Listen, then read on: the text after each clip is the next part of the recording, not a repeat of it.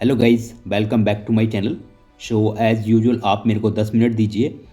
आज के जितने भी करंट अफेयर्स जो हमारे सीजीएल एग्ज़ाम के लिए इंपॉर्टेंट हैं वो हम सब कुछ कवर कर लेंगे विद इन 10 मिनट्स। वीडियो को स्टार्ट करने से पहले मैं आपको पहले ही बता दूं, ये वीडियो बहुत ही शॉर्ट होने वाली है।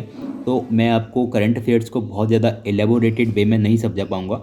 अगर आपको बहुत ही एलेबोरेटेड वे में आपको समझना है तो आप किसी और चैनल पर जा सकते हैं। That is final warning. मैं आपको वीडियो से पहले ही बोल दे रहा हूँ बिकॉज़ बहुत सारे लोगों का कमेंट्स आते हैं वीडियो में कि हमको थोड़ा करंट अफेयर को एलेबोरेट कीजिए। भाई मैं कर सकता हूँ, लेकिन इसका जो मेरा टारगेट है इस वीडियो को बनाने का वो कुछ और ही है। मतलब मेरे को जस्ट ये है कि जो स्टूडेंट्स हैं हमारे, क्योंकि सीरियल वाले जो बंदे होते हैं यार, वो it is not a child. Okay, just उनको पता होना चाहिए कि ये न्यूज़ है और हमारा एग्ज़ाम भी यही डिमांड करता है। We are not prepare for UPSC and हमारा टारगेट भी यूपीएससी नहीं है, हमारा टारगेट सीजीएल है। हाँ, इतना मैं कर सकता हूँ कि जो हमारा इम्पोर्टेंट कुछ फैक्ट है मैं उसको कवर ज़रूर कर सकता हूँ। वो मैं एज यूजुअल करता भी हूँ। ओके, मैंने आपको पहली बार बता दिया। Without waste any time let's start this video. Okay, आज का हमारा सबसे पहला करंट अफेयर है विकसित भारत गारंटी फॉर रोजगार आजीविका मिशन। आपको भी पता है कि ये मनरेगा को रिप्लेस करेगा और ऑफिशियली इसने अब रिप्लेस कर चुके हैं, क्योंकि इसको प्रेसिडेंट की एसेंट भी मिल चुकी है इस एक्ट को, राइट। तो यहाँ पे आप जानना इतना इसमें, लेकिन इसके में जो एक फैक्ट जो आपको जानना बहुत ज़रूरी है कि ये अब सेंट्रली स्पॉन्सर्ड स्कीम बन चुकी है। पहले सेंट्रल गवर्नमेंट की स्कीम हुआ करती थी फुली तरीके से, लेकिन अब ये 60-40 के रेशियो में चलेगा। यानी 60% अब सेंट्रल इसको स्पॉन्सर्ड करेगा, 40% स्टेट गवर्नमेंट इसको प्रोवाइड करेगा, राइट। चलो चलते हैं नेक्स्ट न्यूज़ पर। हमारी सेकंड न्यूज़ है Haryana assembly passed a private university amendment bill. देखो ये क्यों आया बिल और ये क्यों इंपॉर्टेंट है। देखो अभी आपको पता होगा कि जो अभी दिल्ली ब्लास्ट हुआ था वहाँ पर जो यूनिवर्सिटी इसमें पाई गई थी वो थी अल फतह यूनिवर्सिटी हरियाणा की। तो यानी कि वहाँ पे एक जिंद नाम से जगह है, वहाँ पे बहुत ज़्यादा मुस्लिम पॉपुलेशन रहती है और ये वो जगह ना एक इलीगल एक्टिविटीज़ का हब माना जाता है। तो उसी चीज़ को काउंटर करने के लिए हरियाणा एक बिल लेके आया है और I think it is very necessary, है ना। तो यहाँ पर अब क्या होगा कि अगर कोई भी यूनिवर्सिटी में एंटी नेशनल एक्टिविटी पाई जाएंगी तो हरियाणा गवर्नमेंट इसको डिसॉल्व करा सकती है, यानी ख़त्म कर देगी, और या फिर एक एडमिनिस्ट्रेटर भी अपॉइंट करा सकती है, क्योंकि अब यहाँ पर इस बिल ने गवर्नमेंट को स्पेशल पावर दे दिया है, राइट। चलते हैं नेक्स्ट न्यूज़ पर। वो है हमारा नीति आयोग। देखो नीति आयोग ने यहाँ पर एक रोड मैप प्रपोज्ड किया है गवर्नमेंट को। किस लिए?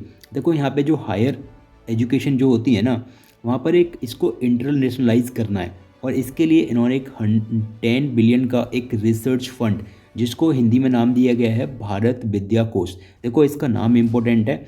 नाम इसको घुमा फिरा के कहीं भी पूछ लेगा एसएससी में, बिकॉज ये फैक्ट ही हैं जो भी एसएससी के लिए बहुत ज़रूरी हैं। इसके अलावा जो यहाँ पे एक नाम बहुत ज़्यादा इम्पोर्टेंट है वो है ये विश्व बंधु स्कॉलरशिप अट्रैक्ट फॉर द, ये फॉरेन स्टूडेंट्स को अट्रैक्ट करने के लिए बनाया गया है, और ताकि इंडिया में जो रिसर्च एक तरह से एनवायरनमेंट है वो बहुत ज़्यादा बढ़े, राइट। चलते हैं आज की नेक्स्ट न्यूज़ पर। देखो ये जो न्यूज़ है ना, देखो देखो ये जो न्यूज़ है ना, it is not important for the assessee examination, लेकिन जस्ट आज द हिंदू में एक कवर हुई थी, हमको पता होना चाहिए, क्योंकि जो बिहार में ना ये जो मेजर क्राइम रेट है वो डिप हुआ है 7.72%। ये जस्ट हमको इसलिए पता होना चाहिए क्योंकि हम जो बंदे हैं ना सीजीएल जो तैयारी कर रहे हैं वो लोग एक पढ़े लिखे कैटेगरी में आते हैं। तो चार बंदों के बीच में जब बात होती है तो हमको कोई गुमराह ना कर पाए, जस्ट आपको इसलिए पता होना चाहिए, राइट। मतलब वो बोल कुछ भी रहा है तो आप हाँ हाँ नहीं बोल सकते, उसको फैक्ट के साथ में जवाब दे सकते हो, इसलिए थोड़ा सा इंपॉर्टेंट है और कुछ नहीं है, एसएससी के लिए इंपॉर्टेंट नहीं है, राइट। तो चलो अब बात करते हैं अपने इंटरनेशनल रिलेशंस की। तो यहाँ पे हमारी सबसे फर्स्ट न्यूज है इंडिया और न्यूजीलैंड के बीच में एक एफटीए साइन हुआ है। एफटीए यानी कि फ्री ट्रेड एग्रीमेंट। देखो अभी तक क्या हो रहा था कि न्यूजीलैंड और इंडिया के बीच का जो ट्रेड था ना वो लगभग 2.1 या फिर $2 बिलियन का था, लेकिन अब दोनों कंट्रियों ने एक टारगेट रखा है कि हम विद इन अगले 5 साल के भीतर भीतर इस ट्रेड को हम यहाँ पे $5 बिलियन तक लेके जाएंगे। देखो which is not a very बहुत ही ज़्यादा इम्पोर्टेंट ये एफटीए नहीं है, लेकिन इम्पोर्टेंट इसलिए मान सकते हो कि ये जो छोटी छोटी जीत है ना, वही इंडिया की इकोनॉमी को आगे लेके जाएगी। लेकिन जो सबसे मेन FTA साइन होगा हमारा वो USA के साथ में होगा, क्योंकि आपको भी पता है कि USA is our largest trading partner, right. So चलो चलते हैं आज के नेक्स्ट न्यूज़ पर, वो है अपना डेनमार्क। देखो डेनमार्क की एक बहुत बड़ा लैंड है, वो है ग्रीनलैंड, राइट।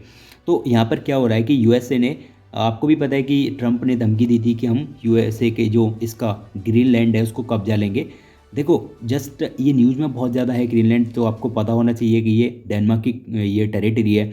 और USA क्यों चाहता है इसको कब्जाना, इसीलिए चाहता है कि ग्रीनलैंड में ना, आपको भी पता है कि वहाँ पे कोई भी मतलब पूरा बर्फ़ से ढका रहता है, वहाँ पे जनता बिल्कुल भी नहीं रहती। लेकिन ये बहुत ज़्यादा रिसोर्सफुल लैंड है, यहाँ पे हमको बहुत ज़्यादा पेट्रोलियम गैस के बहुत ज़्यादा भंडार मिलने की अनुमान लगाए जाते हैं साइंटिस्टों के द्वारा। और बहुत सारे जो रेयर अर्थ मिनरल्स हैं वो भी यहाँ से मिल सकते हैं। तो USA चाहता है कि इसको प्रायर ऑक्यूपाइड कर ले। जब यहाँ से, जैसे आपको भी पता है कि ग्लोबल वार्मिंग हो रही है, तो यहाँ से बर्फ़ भी आज से लगभग हजारियों साल बाद तो यार बर्फ़ यहाँ से हटेगी।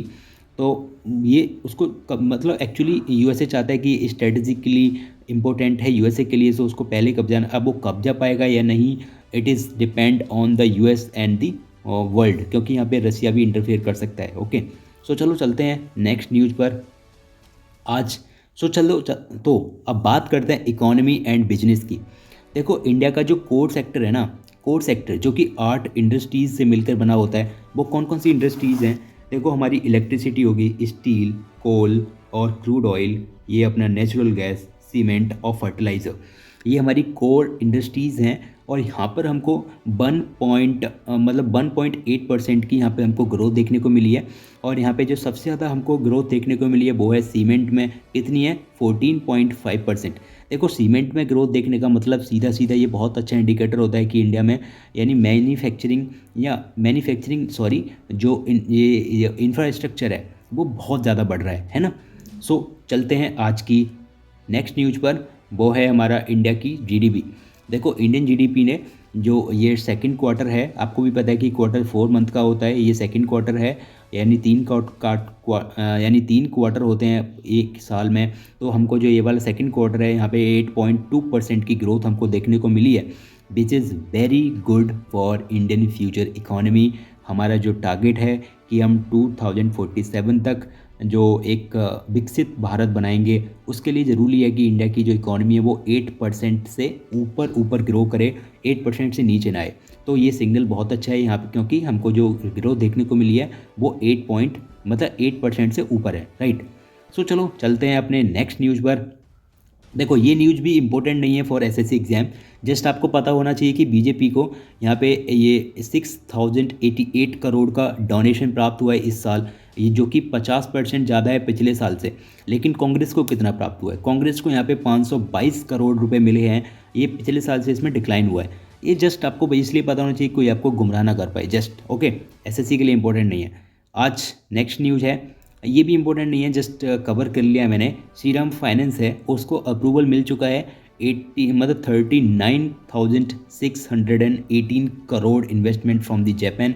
आपको बस इतना पता होना चाहिए कि जो हमारा ये इंश्योरेंस जो सेक्टर है, अब इसको 100% FDI के लिए गवर्नमेंट ने अलाउ कर दिया है, यानी कोई भी बाहर की कंट्री यहाँ पे 100% FDI के साथ में कोई भी अपनी कंपनी खोल सकती है और इंश्योरेंस को बढ़ावा दे सकती है in India. Okay, so next is, और हाँ ये इंश्योरेंस को लेकर के गवर्नमेंट ने एक प्लान भी बनाया था। क्या प्लान था? सबका बीमा सबकी सुरक्षा नाम से एक इनिशिएटिव लॉन्च किया था सब इसको, इसलिए इसका नाम पता होना आपको बहुत ज़रूरी। तो चलो चलते हैं अपने नेक्स्ट टॉपिक, वो है स्पोर्ट्स को लेकर के। देखो स्पोर्ट्स को लेकर के देखो सबसे बड़ी न्यूज़ आ रही है वर्ल्ड एंटी डोपिंग एजेंसी से, यानी कि WDDA। ये क्या है? देखो ये है जो एथलीट्स होते हैं ना, जो गेम वगैरह में जो गलत मेथड यूज करके एक मतलब चीटिंग करके, या जैसे कि ड्रग्स ले ली या फिर कोई भी गलत तरीके से गेम में अपनी परफॉर्मेंस को बढ़ाने के लिए गलत तरीके यूज करते हैं, उनको रोकने के लिए ये एजेंसी बनाई गई थी। ये कब बनी थी? ये बनी थी 1999 में, राइट। तो यहाँ पर एक बहुत ही कंसर्निंग न्यूज़ है फ्रॉम इंडिया को लेकर के।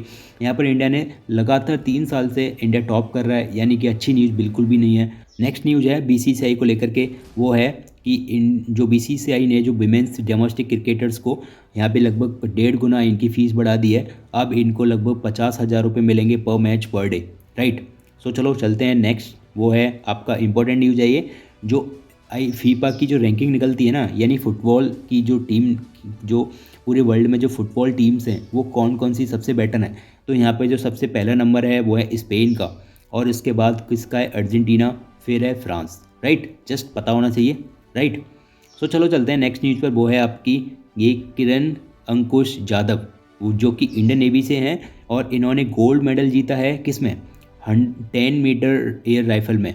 किस कहाँ पर जीता है, इन्होंने जीता है नेशनल शूटिंग चैंपियनशिप। कहाँ पे हो रही है ये, भोपाल में।